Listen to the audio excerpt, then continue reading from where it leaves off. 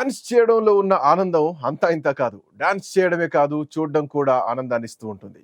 ముఖంలో వేగంగా మారిపోయే ఆ హావభావాలు, సంగీతానికి అనుగుణంగా కాళ్ళు, చేతులు లయబద్ధంగా కదలికలు నాట్యకారుల శరీరాన్ని తీగలా తీర్చిదిద్దుతాయని చెప్పాలి.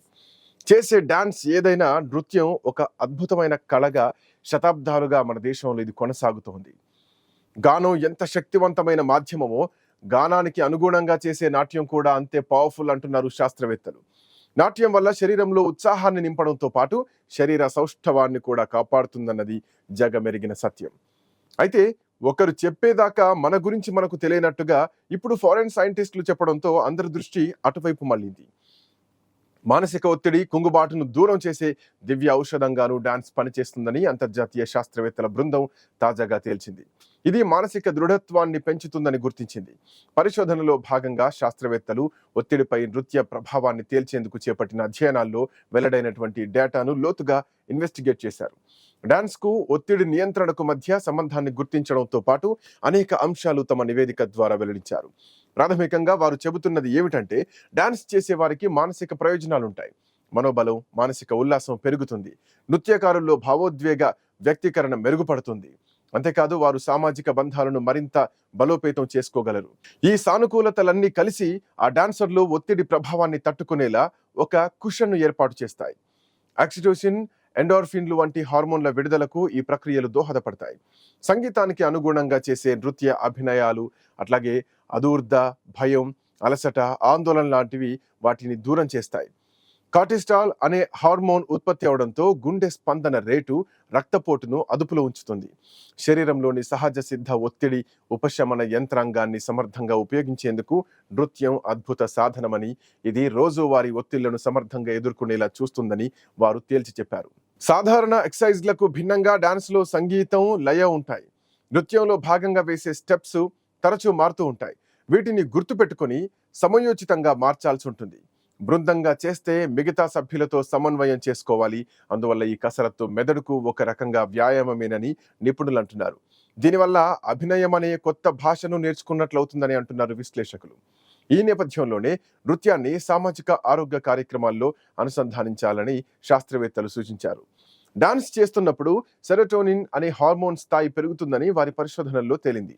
డాన్స్లో శరీరంలోని అన్ని కండరాలకు ప్రమేయం ఉంటుందని, శరీరంపై మనం మెరుగ్గా నియంత్రణ కలిగి ఉండడానికి ఇది దోహదపడుతుందని, ఆత్మవిశ్వాసాన్ని కూడా పెంచుతుందని తేలింది.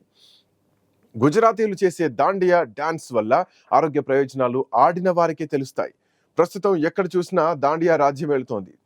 యువకులు చక్కగా డ్రెస్ చేసుకొని ఆడుతూ ఫిట్నెస్ ని పెంచుకుంటున్నారు.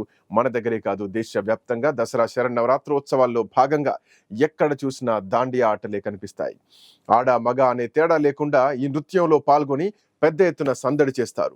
అయితే దాండియా, గర్బా గుజరాతీ సంప్రదాయ జానపద నృత్యాల్లో ఇవి చాలా ప్రత్యేకమైనవి.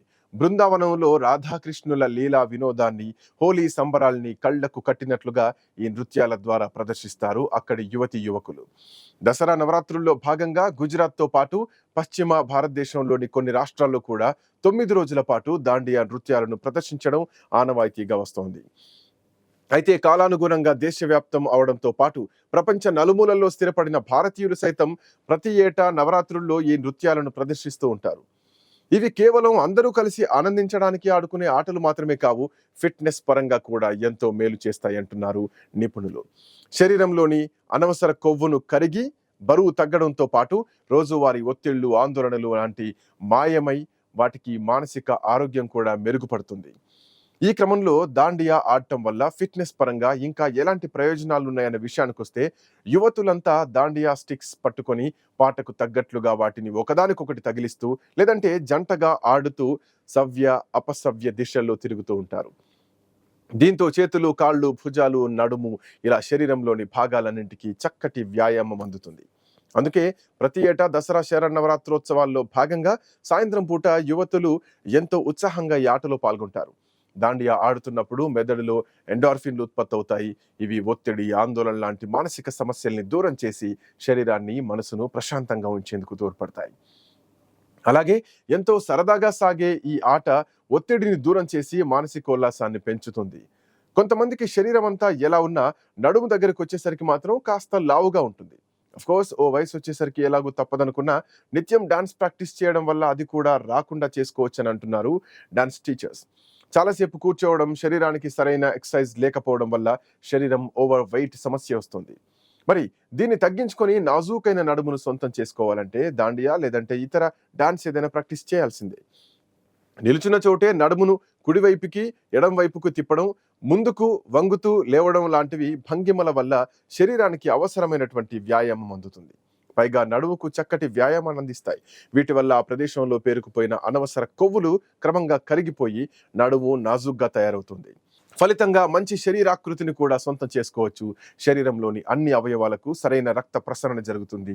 డాన్స్ వల్ల శరీరంలోని చక్కెర స్థాయిలు కూడా అదుపులో ఉంటాయి. శరీరం అలసటకు గురై రాత్రుళ్ళు హాయిగా నిద్రపడుతుంది. తద్వారా అటు ఆరోగ్యంగా ఇటు దృఢంగా కూడా ఉండవచ్చు. అందరూ కలిసి ఆడుకునేటువంటి ఏ ఆటైనా ఇది వారి మధ్య ఉండే సంబంధ బాంధవ్యాలను రెట్టింపు చేస్తుందనడంలో ఎట్లాంటి సందేహం లేదు. డాన్స్ కూడా అంతే. ఫెస్టివల్స్ సందళ్లలో మనకు పరిచయం ఉన్న వారితో పాటు పరిచయం లేని వారు కూడా కొందరుంటారు. వారితో కలిసి చేయడం వల్ల పరిచయాలు పెరుగుతాయి, సంబంధాలు బలపడతాయి. ఇప్పుడు పెళ్లిళ్లలో సంగీత అన్నది తప్పనిసరిగా మారింది. అంతేకాదు, సంతోషంగా ఏ కార్యక్రమం నిర్వహించినా, ఫ్యామిలీ ఫంక్షన్ ఏదైనా జరుపుకున్నా కానీ, ఫ్రెండ్స్తో పార్టీ అయినా అక్కడ డాన్స్ కార్యక్రమం తప్పనిసరిగా ఉంటుంది.